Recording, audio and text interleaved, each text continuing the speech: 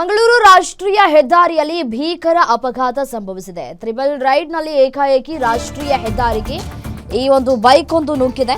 ಹೆದ್ದಾರಿಯಲ್ಲಿ ವೇಗವಾಗಿ ಸಾಗ್ತಾ ಇದ್ದಂತಹ ಈ ಕಾರು ಡಿಕ್ಕಿಯಾಗಿ ಭಾರೀ ಅವಘಡ ಸಂಭವಿಸಿದೆ. ಮಂಗಳೂರು ಹೊರವಲಯ ಸೂರತ್ಕಲ್ ಬಳಿಯ ಸೂರಜ್ ಹೋಟೆಲ್ ಬಳಿ ನಡೆದಿರುವಂತಹ ಘಟನೆ ಇದು. ಹೆಲ್ಮೆಟ್ ಧರಿಸದೆ ನಿರ್ಲಕ್ಷ್ಯದಿಂದ ಬೈಕ್ನಲ್ಲಿ ಟ್ರಿಬಲ್ ರೈಡ್ ಪ್ರಯಾಣವನ್ನ ಮಾಡ್ತಾ ಇದ್ರು. ರಾಂಗ್ ಸೈಡ್ನಲ್ಲಿ ಹೆದ್ದಾರಿಗೆ ಏಕಾಏಕಿ ಬೈಕ್ ಅನ್ನ ನುಗ್ಗಿಸಿ ಅವಾಂತರವನ್ನು ಸೃಷ್ಟಿಸಿದ್ದಾರೆ. ಕಾರು ಡಿಕ್ಕಿ ಹೊಡೆದ ರಭಸಕ್ಕೆ ಯಾವ ರೀತಿಯಾಗಿ ಫುಟ್ಪಾತ್ನಲ್ಲಿ ಬಿದ್ದಿದ್ದಾರೆ ಗಮನಿಸ್ತಾ ಇದ್ದೀರಿ.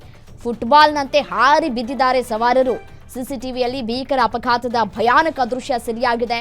ಕಾರು ಡಿಕ್ಕಿಯ ರಭಸಕ್ಕೆ ಓರ್ವ ಪಾರಾಗಿದ್ದಾನೆ. ಉಳಿದ ಇಬ್ಬರ ಸ್ಥಿತಿ ಗಂಭೀರವಾಗಿದೆ. ಸೂರತ್ಕಲ್ ಸಂಚಾರಿ ಠಾಣಾ ವ್ಯಾಪ್ತಿಯಲ್ಲಿ ಈ ಒಂದು ಪ್ರಕರಣ ನಡೆದಿದೆ. ನೋಡಿ ಯಾವ ರೀತಿಯಾಗಿ ಹೆಲ್ಮೆಟ್ಟು ಹಾಕೊಳ್ಳದೆ ಯಾವ ರೀತಿಯಾಗಿ ಒಬ್ಬ ಈ ಅಪಘಾತ ಆಗ್ತಾ ಇದೆ ಅಂತ ಹೇಳಿ ಹೋಗುವಂತಹ ಸಂದರ್ಭದಲ್ಲಿ ಜಂಪ್ ಮಾಡಿಬಿಟ್ಟಿದ್ದಾನೆ. ಒಬ್ಬ ಹಿಂದೆಗಡೆ ಕೂತಿದ್ದವನು, ಅವನು ಬಚಾವ್. ಈಗ ಇಬ್ಬರ ಸ್ಥಿತಿ ಚಿಂತಾಜನಕ.